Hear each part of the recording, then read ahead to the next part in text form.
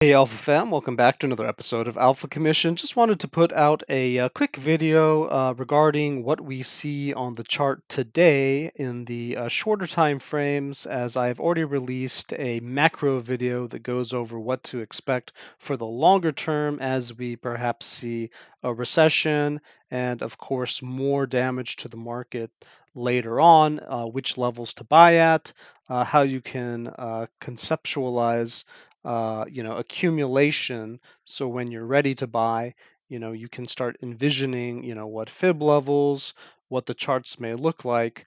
But I just wanted to scale that back a little bit and give you an idea of what to expect today. So of course, I'm looking at the NAS 100, which is my favorite index to look at because crypto tracks it so well.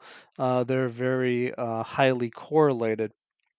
And if you look at the chart, the NAS 100, does have bullish crossovers. It's trying to get out of the bearish control zone on the RSI. Of course, we have the Stokes turned up, and we do have volatility fairly low on the 4 hour here, as well as the oscillators giving a very positive reading. And so what this means to me is that on the 4 hour chart, at least, which of course can play out over a couple sets of 4 hours, it doesn't have to be immediate, that it doesn't have to be in the next candle. It could be several candles that it takes place, but that would suggest that some bullishness is just ready to go, perhaps ready to fill in this CME gap here, and just eager to have some bullishness in the market, assuming that the Federal Reserve does its job and actually looks like they're going to be taking care of inflation. If we zoom out just a little bit, you can see, of course, my kind of macro perspective on what's likely to happen based upon the 2008 crash, which was quite serious. And you can see we had a pop up around this area at that similar year. Of course, the Fed responds in very similar ways. There's lots of algorithms. There's certain relationships and calculations that go into it to just make these patterns kind of print in kind of fractal like ways. But we don't want to bias ourselves to them too heavily. I think that if the Fed raises interest rates by 50 basis points, we're probably going to see the market just continue to bleed. If they do 75 basis points, I suspect that we'll pop up, fill in some of these gaps. There's a bunch of CME gaps all over various charts on the various indices. And if they do 100 basis points, maybe we're going to have a little bit of a flash crash, but then probably a significant drive upward because the market will see the Fed as taking responsibility for inflation finally. So let's kind of cheer on the Fed and hope that they don't do something stupid like just 25 basis points or 50 basis points, because that's just going to contribute to a slow bleed out. And we want to get this over with. We want to rip the band-aid off early and let the inflation damage heal a little bit before the world goes into a deeper or a recession. If it hasn't started, where you are, it probably is going to start, especially if they don't get, inflation under control. And typically, a recession lasts approximately approximately 11 months. And so, if we do see something like a significant but typical recession, then you might consider that it's going to play out something like, let me just move these scales over, that it might play out something similar to what I have on the chart here, which is this type of V shape. Not a real V, it's obviously going to be more chaotic than that, but it would be something where we dive down to these low levels approximately at 3,000.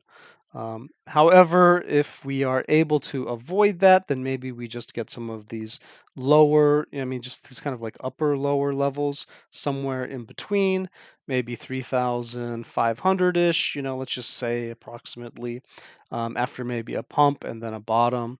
And then we test the market for a couple months. And if we have that deep recession, we keep coming down. But if we're, eventually, we'll reach a certain point where we head back up. And so the bottom of just a typical recession would probably be somewhere in November 2022, with perhaps even another all-time high somewhere around the end of the first quarter of 2023. But since we don't actually know how long this recession could last, we can't really, say anything except what's typical. And this may be a very untypical year, but I just wanted to give you some type of timeline to consider on the macro based on typical timescales. However, today we're just focused mainly on the short time frames. So zooming in, you can see that we are getting close to the bottom, but we have printed a bunch of CME gaps, and these CME gaps are going to want to be filled by the market, which it just has a tendency to do those things. And some of the exchanges also want to gather the data. And so if we do have any bullishness in the market, most likely they're going to try to pop up to fill these type of gaps, which could take us on a nice little run, and then perhaps even further if we have better news than expected. All of these charts do have that kind of potential for a bullish setup where we have kind of bullish crosses. And on the daily, we just have the potential to go, right? In case of the NAS, we do see all of these are about to flip positive on the daily. They're just not there yet, which means that they are positioned to tip over and drop to hell if the Fed screws up in any way. But again, going to the lower time frames, like the 4-hour, you can see that several of the indices are actually very well positioned to pop up if there's any type of bullish news. And Bitcoin is no different here. As you can see, it's testing, this type of macro trend that it's been developing. So if I zoom in on this, these lines almost look horizontal. But you can see, that they had been respecting these lines for so long, and it's still respecting these levels very clearly while testing this, kind of diagonal that it seems to be snaking around. And it is positioned to pop up bullishly. Oops, that's a little bit too far. Let's see, on the 4-hour, we do have lots of, signals flashing that, we do have the possibility for a corrective move to the upside. And we do have the possibility for a bullish cross on the MACD. And the RSI is trying to get out of that bearish control zone, sort of like we did over here. And while this could be just sideways, and a little bit up, it could also be a nice run if the news is better than expected. And again, just to zoom out a little bit, you can see how these runs can be pretty bullish, right? It can be pretty bullish. Let's see, the bottom here to the top of this channel was 38%. So we could imagine that, it would take some time perhaps, but we could imagine, a 40% pop to the upside. if we were able to get some good news out of the Fed, that is actually possible, okay? And then if it's really good news, we might even break out of this channel eventually as the market perhaps has some repair. But if we don't break out of that channel, then there is a good chance that we just, cross up to the top, kind of fall down, maybe we don't really make it too much. And then later on at the end of this year or maybe next year, we kind of figure out how to get out of this descending channel here. This would be kind of the bearish outlook, right? Where we test those levels, perhaps at 14,000 or even, a flash or something lower, depending on how shocking things are in the market. But I just don't want to dismiss the possibility to pop up at least one or two levels here along with the stock market today if we do get good news. So be open-minded to some bullishness, even if the macro outlook isn't the best. We are now positioned, to perhaps pop if there is good news, and you will want to be positioned accordingly if you're going to take the risk of that play. This is not necessarily something that you have to take. It's just, on volatile days like this, sometimes it's better just to wait for a confirmation or to wait till the next day to see how the market really absorbs the policy changes, because sometimes there's a fake out. But given the guidelines that I've mentioned, about 25 basis points would be really bad. 50 basis points would be not good. 75 basis points would be in line with expectations, so maybe sideways, maybe up a little bit, right? And perhaps filling in some of those local gaps. And then 100 basis points would probably shock the market because they really didn't expect that much. But it would probably be rewarded once the market absorbed that information. These are kind of the insights that I wanted to give you today. As you can see, we're still kind of just slowly bleeding down.